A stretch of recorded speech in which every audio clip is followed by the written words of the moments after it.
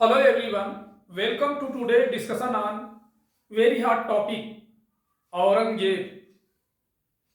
आप सभी जो है एनसीईआरटी बुक्स के माध्यम से मध्यमकालीन इतिहास के बारे में जितने भी मुगल बादशाह हैं उनके शासन और प्रशासन करने के बारे में आपने अध्ययन किया होगा। और ये टॉपिक मैं अभी इसलिए ले रहा हूं क्योंकि वर्तमान में बहुत बड़ा चर्चा का केंद्र बिंदु है। और क्योंकि कुछ राजनीतिक पार्टी के सदस्यों द्वारा इस मुद्दे को उठा करके इसको जो है चर्चा का केंद्र बिंदु बना दिया गया। और हाल ही में महाराष्ट्र विधानसभा के बजट सेशन में भी राजनीतिक पार्टी के विधायक जिनके द्वारा इस मुद्दे को लाया गया था उसके कारण उनको सस्पेंड भी कर दिया गया। तो कई सारी चीजें हैं जो कि आप समाचार पत्रों के माध्यम से अवगत हुए होंगे। तो सबसे पहली चीज मैं आपको बताना चाहूंगा कि मुगल बादशाहों में देखा जाए तो ये सबसे जिसको बोलते हैं क्रूअल निर्दयी शासक रहे। और ये हमारे भारत में मंदिर तोड़ने के लिए प्रसिद्ध बादशाहों में जाने जाते हैं। तो आपको जानना यह जरूरी है कि सबसे क्रूर मुगल बादशाह औरंगजेब की मराठा शासकों से असली दुश्मनी क्या थी, तो इसके बारे में समझने का प्रयास करेंगे। और क्या ऐसा कारण था कि जो वर्तमान में राजनीतिक पार्टी के सदस्य द्वारा ऐसा क्या कह दिया गया जो कि हंगामा मचा हुआ है। दरअसल अभी हाल ही में छत्रपति संभाजी महाराज पर बनी फिल्म छावा के बारे में कहा था कि इसमें गलत इतिहास दिखाया जा रहा है। तो उन्होंने यह भी कहा कि औरंगजेब ने कई मंदिर बनवाए, मैं उसे क्रूर शासक नहीं मानता, ऐसा उनका वक्तव्य था। छत्रपति संभाजी महाराज और औरंगजेब के बीच धार्मिक नहीं बल्कि सत्ता और संपत्ति के लिए लड़ाई थी। औरंगजेब ने मंदिरों के साथ मस्जिदों को भी नष्ट किया। अगर वह हिंदुओं के खिलाफ होता तो 34% हिंदू उसके साथ नहीं होते। ऐसा एक वक्तव्य उनका विचार है नीचे। दरअसल आप ये जाने कि सबसे पहले औरंगजेब के बारे में उनका परिचय जाने।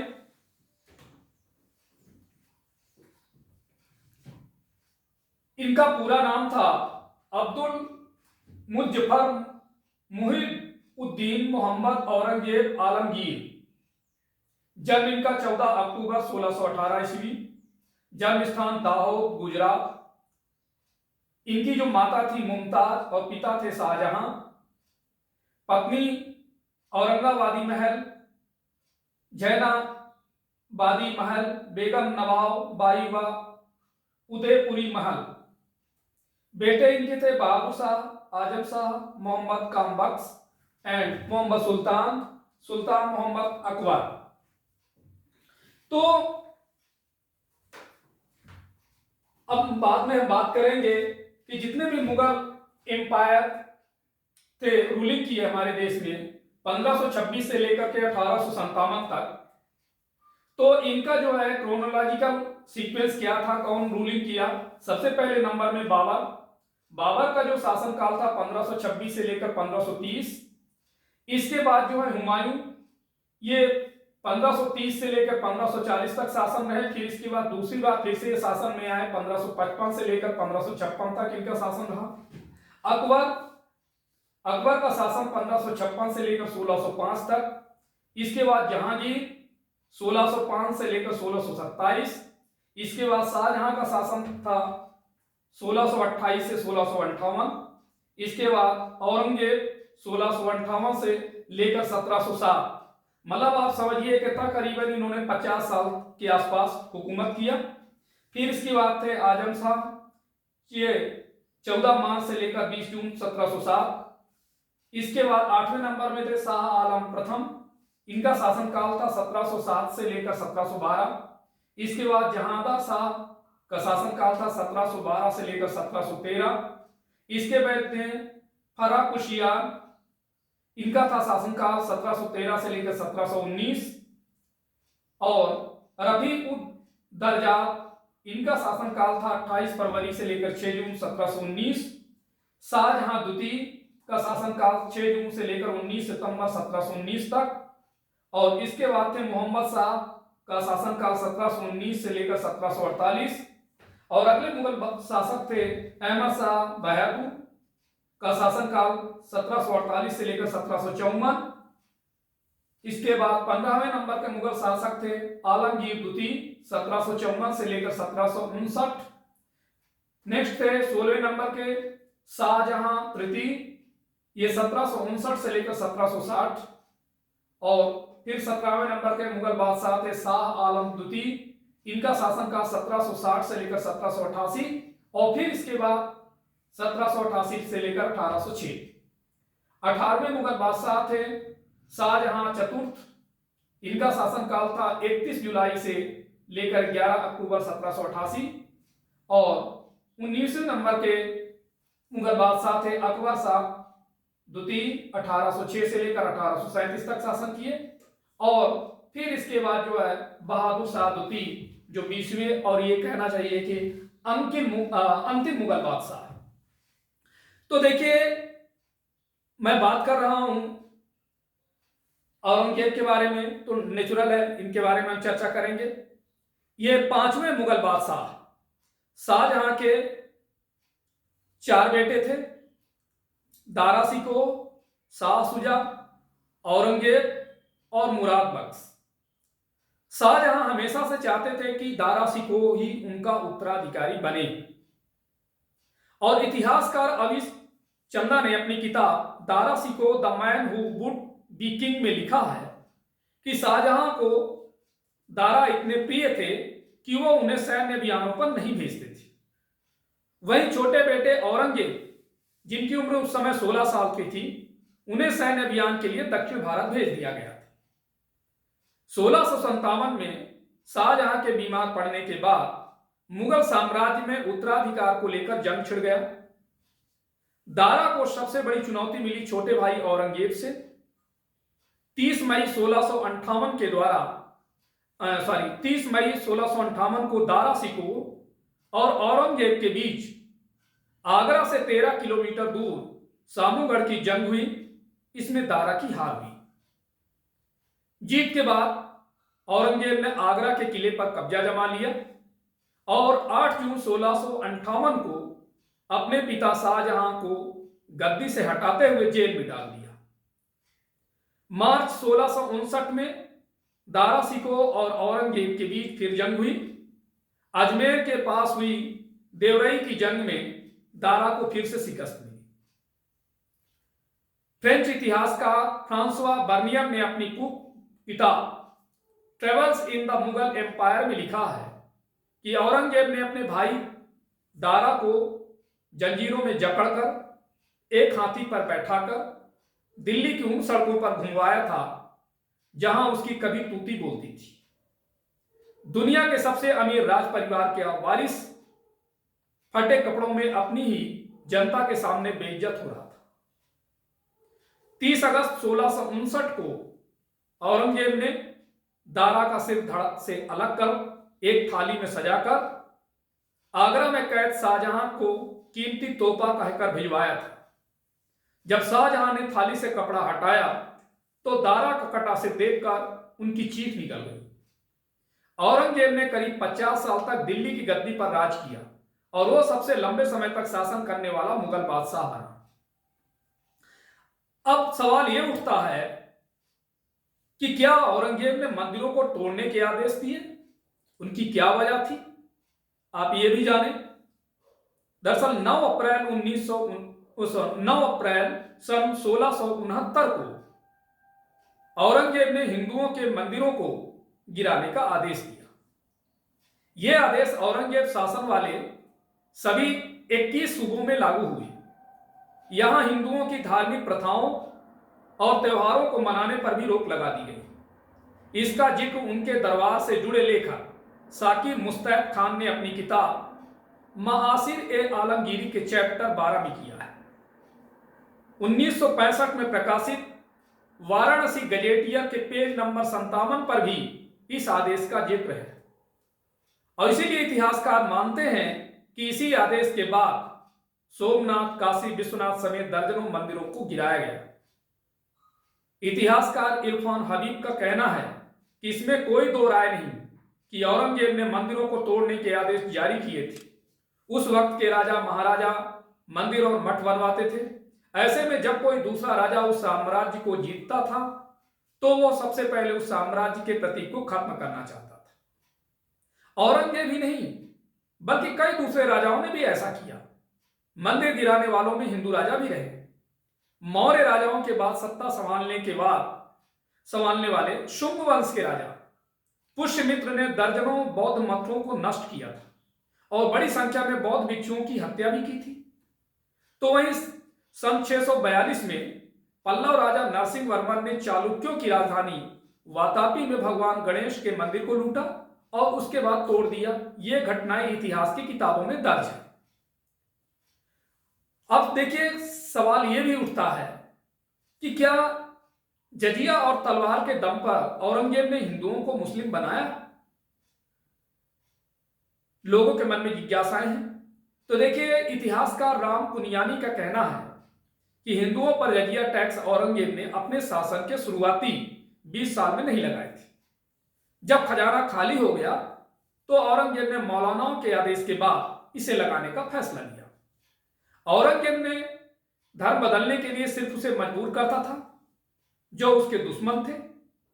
मराठा सम्राट संभाजी महाराज और गुरु तेग बहादुर की हत्या इसके एग्जाम्पल है।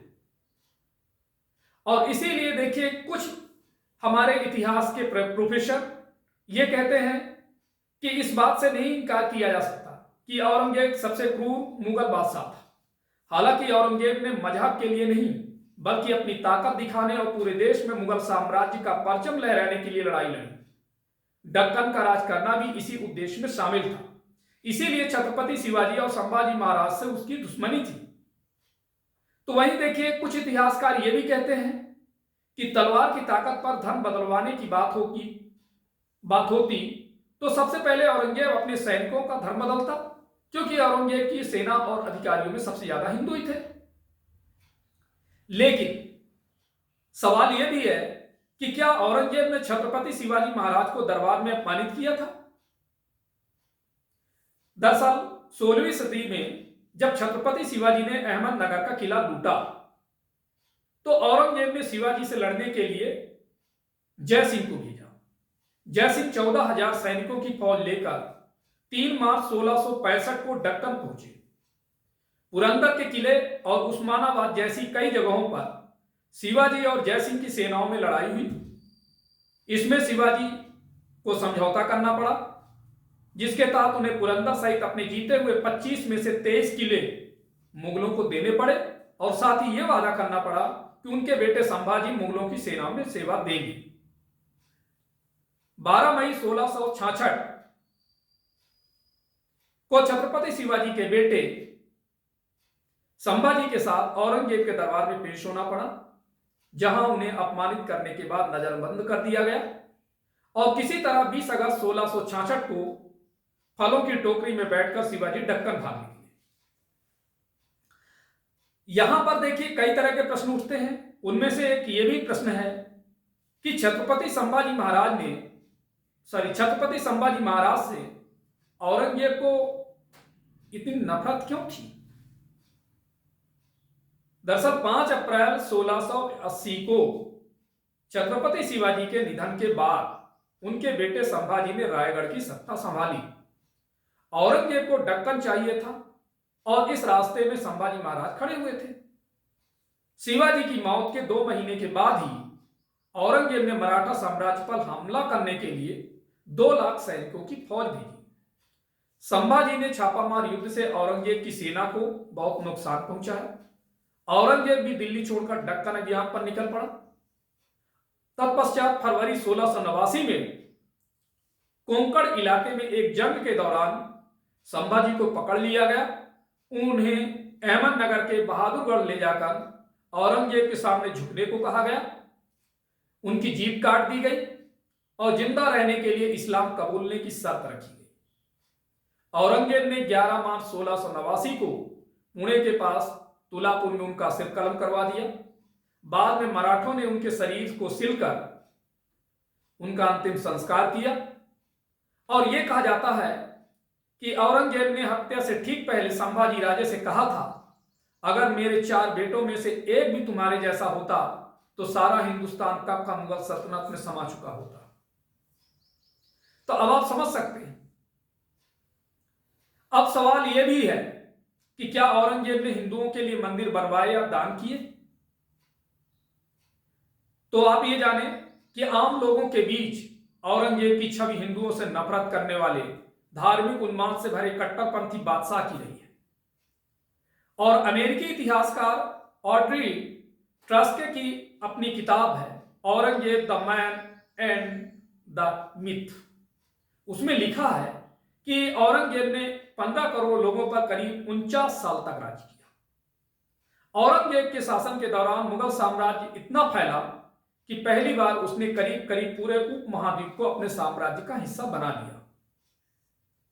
इतिहासकार प्रदीप केशरवानी का भी कहना है कि औरंगजेब ने मंदिर सिर्फ तोड़े नहीं बल्कि बनवाए भी थे। उसके बनाए गए मंदिरों में बालाजी मंदिर, चित्रकूट, उमानंद मंदिर, गुवाहाटी शामिल है। इसी तरह कई मंदिरों जैसे महाकालेश्वर और सोमेश्वर मंदिर को उसने दान दिए थे। उनका यह भी कहना है कि औरंगजेब और दूसरे मुगल शासकों ने हिंदू और मुस्लिम के बीच भाईचारा बढ़ाने की भी कोशिश की। हालांकि इरफान हबीब का कहना है कि औरंगजेब कभी नहीं बदला। औरंगजेब को लगता था कि उसे खुदा ने चुना है और इसी वजह से वो अंत तक खुदा के प्रति हमेशा वफादार रहा। उसने अपने शासन के दौरान ही हिंदुओं के मंदिर तोड़े थे और बनवाए भी थे। इसलिए यह कहना कि बाद के दिनों में वो बदल गया सही नहीं है। सवाल यह भी है कि क्या औरंगजेब को वाकई हिंदुओं से नफरत थी? तो इसके लिए भी इतिहासकार इरफान हबीब का कहना है कि औरंगजेब ने पावर के लिए अपने पिता को बंदी बनाया और भाई की हत्या कर। उसने हिंदुओं से नफरत की वजह से ही नहीं बल्कि अपनी ताकत दिखाने के लिए मंदिरों को तोड़ा। उस समय हर राजा अपने साम्राज्य में मंदिर स्थापित कराते थे। ऐसे में दूसरा राजा इन मंदिरों को गिराकर अपनी ताकत का एहसास कराते थे। तो इतिहासकार राम पुनियानी ने भी कहा कि औरंगजेब को हिंदू विरोधी माने जाने की 2 वजहें थी। वो इस्लाम धर्म को मानने वाला कट्टर सुन्नी था और मौलानाओं के प्रभाव में फैसला लेता था। काशी विश्वनाथ मंदिर तुड़वाने का आदेश, हिंदुओं पर जजिया टैक्स और सिख गुरु तेग बहादुर की हत्या को लेकर भारतीय लोगों की नजर में औरंगजेब सबसे क्रूर और कट्टर मुगल शासक के तौर पर चर्चा में रहता है। तो ये थी असली कहानी। ये मैं इसलिए लिया कि आप सब लोगों के मन में जरूर जिज्ञासा होगी इसके बारे में डिटेल में जानने की। और चूंकि वर्तमान में जो है राजनीतिक और कई अलग अलग मोड़ों में समाचार पत्रों में, टीवी चैनलों में भी आप सुन रहे होंगे, तो मैं भी कोशिश किया आपको शंका समाधान को दूर करने की कोशिश किया। तो आज इतना ही, धन्यवाद।